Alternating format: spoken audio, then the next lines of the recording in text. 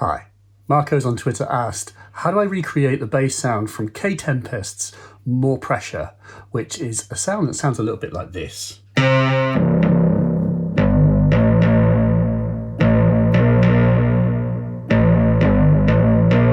Which is an amazing sound and a really good example of how you don't need much to make an amazing sound. Like, all the bells and whistles of a synth aren't really that important when the core sound, like when a simple sound is the right one. And all this sound is, and it's a good example of like basic tools, is it is just a square wave being pulse width modulated and with careful filter, envelope and envelope application to filter settings. And so to sort of explain this, if I turn up the filter, the sound is this behind the filter.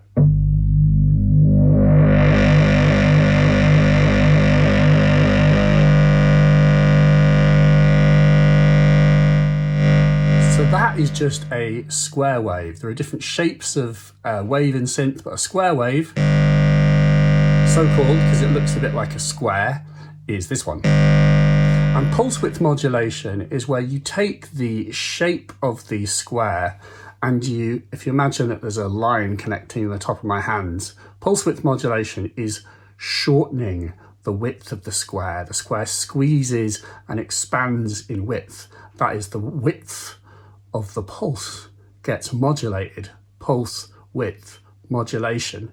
And so what happens is, if I turn up this control, I'm using an LFO to control the pulse width modulation. So it sounds like it goes from one to the other as it goes. Wow, wow, wow. I think there might be some sub-octave in this sound, which is to say that there are two oscillators. One is tuned a whole octave below the other. So this is the first one, without pulse width modulation. And that's it with the sub underneath. And perhaps the sub is mixed a little bit lower, which fattens up the sound. And then the whole awesomeness of the sound comes from judicious use of a filter without resonance. Because if you have a resonant filter, it would go,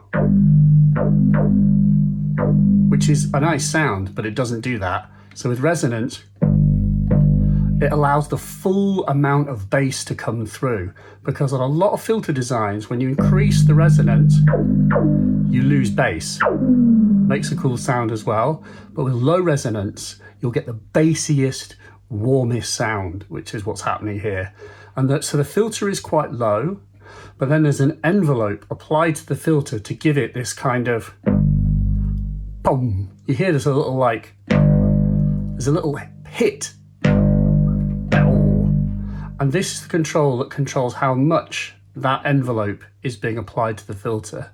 Envelopes usually have 4 controls: attack, decay, sustain, release. And if I have the decay at 0, you don't really get that pluck. And if I have it too high, it goes away. No pluck.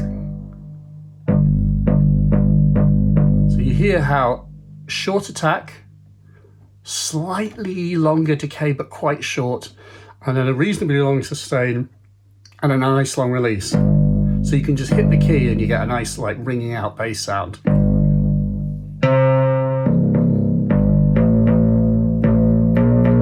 And then you've got to apply this to the filter, and it really becomes about this magical trinity of exactly where is the filter set. Because if I move it, then the sound will get overall brighter, and it will move, the envelope will move the filter from that position. If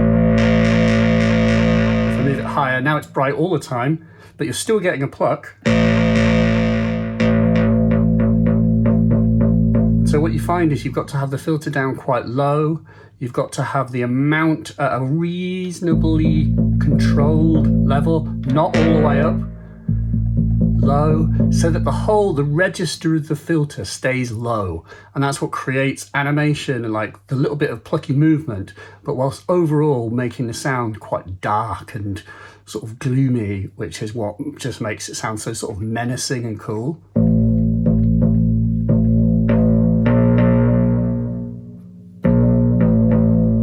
And then with just the right amount of pulse width modulation.